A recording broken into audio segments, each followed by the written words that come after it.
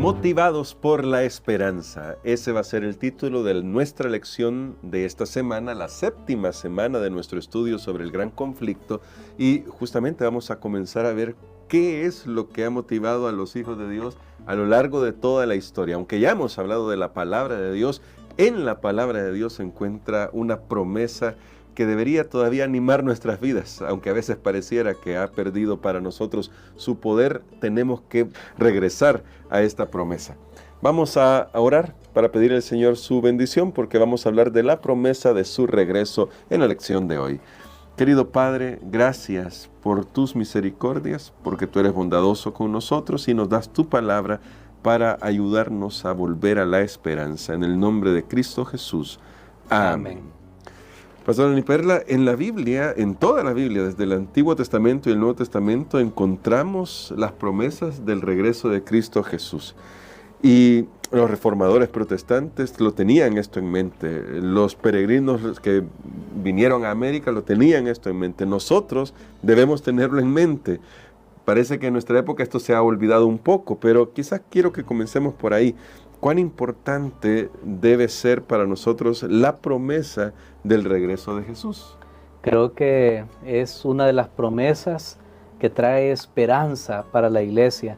Desde que Jesús se fue, está la promesa que Él volverá. Y esto es lo que ha alentado a cada generación de creyentes a lo largo del tiempo, de los siglos, de las edades. ¿Por qué razón?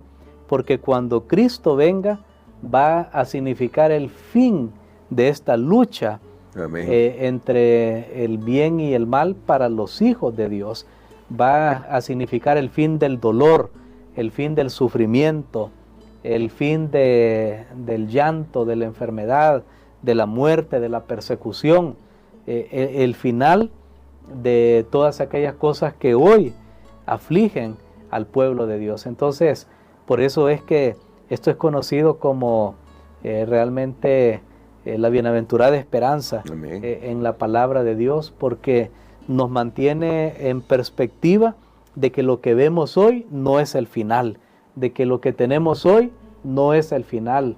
Si alguien hoy está sufriendo, no es el final. Si alguien perdió un familiar, no es el final. El día que muramos no es el fin de todo.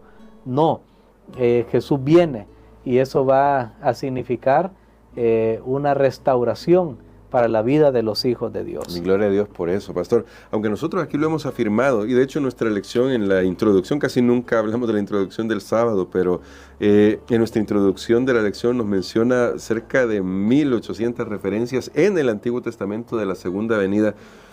Quizás me gustaría explorar este apartado del Antiguo Testamento, porque acostumbramos a hablar de la segunda venida en el Nuevo Testamento, pero ¿cómo podemos encontrar ya en el Antiguo Testamento este testimonio que los profetas pues recibieron y tal vez no comprendieron del todo?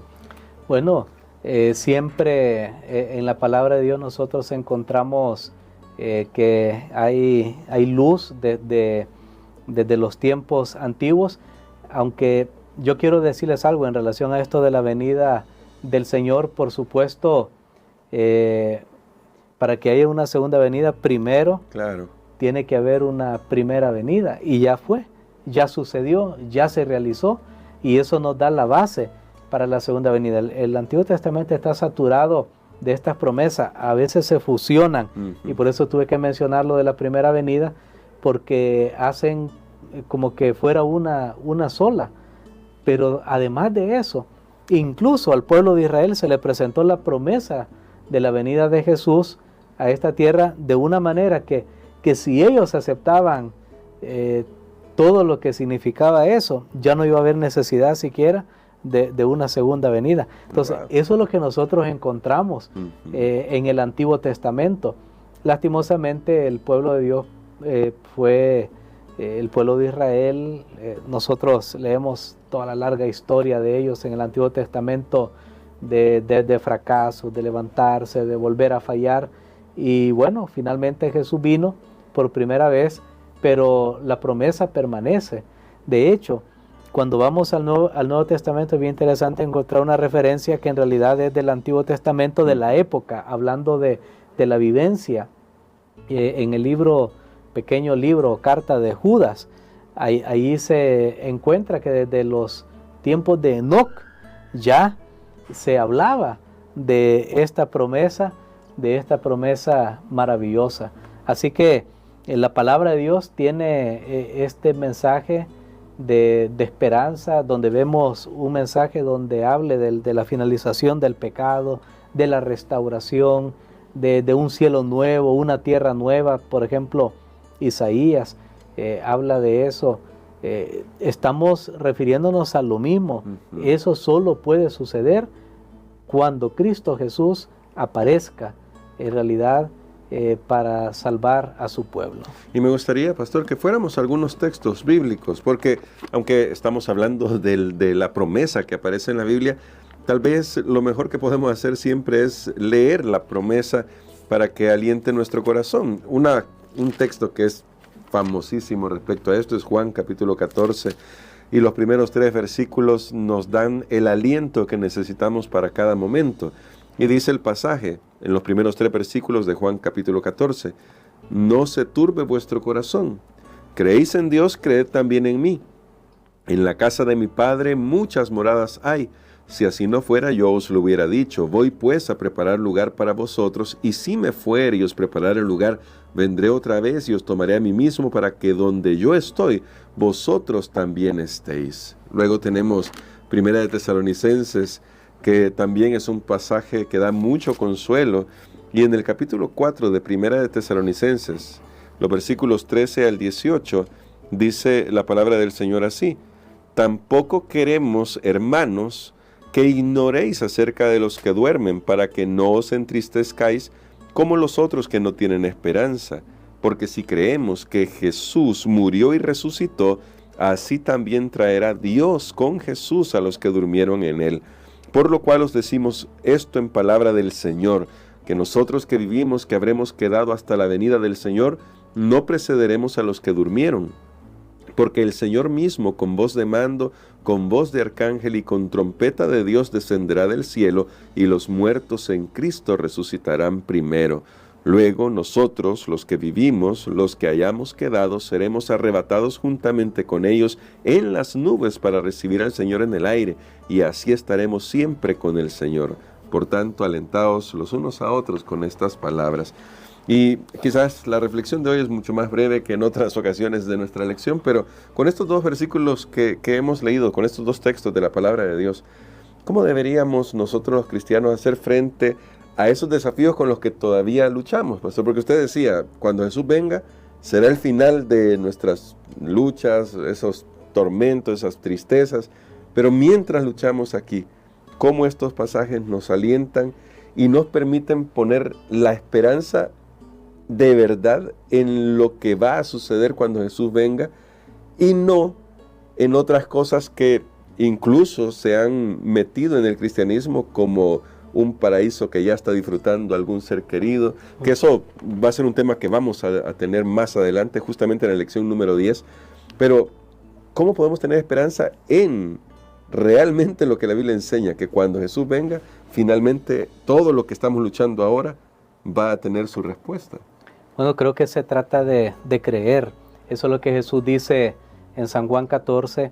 Y este texto, la manera como Jesús menciona todo esto, sabe que era como se realizaba una boda en el tiempo antiguo, donde la persona iba a pedir lo que hoy se conoce como pedir la mano, aunque ya no hay mucho esa tradición, pero la persona iba, el novio iba a la casa del padre de la novia, y entonces ahí él hacía el compromiso, pero se iba a preparar un lugar para su novia, y entonces él luego regresaba para llevarla a ella, y ese lugar que él preparaba justamente donde estaba la casa de su padre.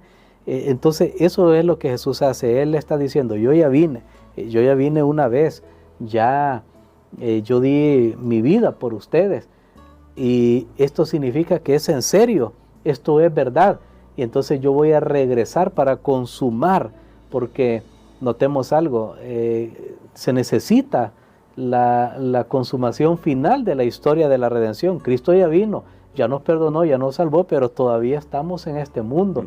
Estamos viviendo momentos difíciles. Hemos visto a lo largo de la historia cómo la verdad fue suprimida, cómo fue perseguido el pueblo de Dios. Ahora necesitamos algo que nos saque de esto. Bueno, ahí está la promesa de Jesús.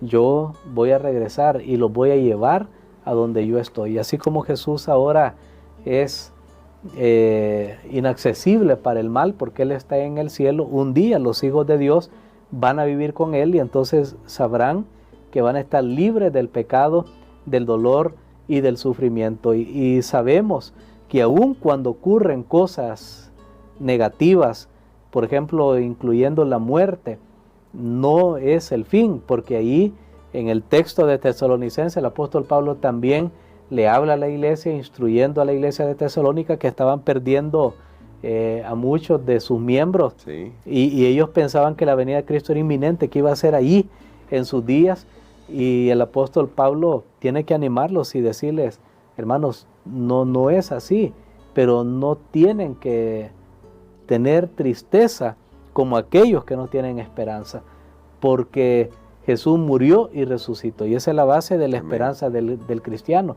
Y entonces les dice que Él vendrá otra vez, y ahí van a volver a reunirse. Jesús vendrá otra vez. Creo que esto es lo que nos da consuelo, esperanza.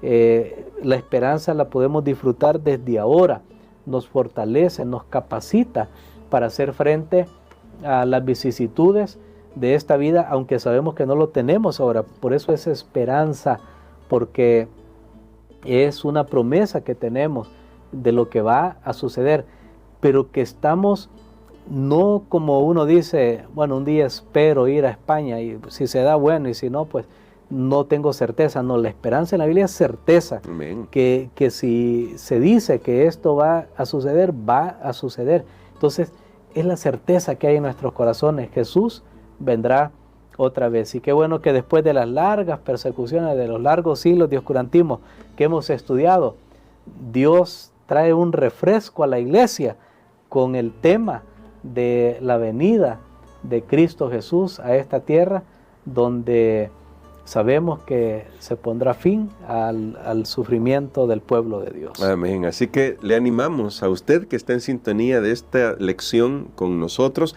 a que pueda revivir esa esperanza en su corazón. Tal vez las luchas de esta vida o incluso las comodidades de este mundo, nadie niega que el siglo XXI está lleno de muchas comodidades, nos han hecho perder de vista que Jesús realmente va a venir por segunda vez, pero le animamos a que reencuentre esa esperanza bendita a través de la Biblia y que llene su corazón y verá cómo las cosas también tienen otra perspectiva.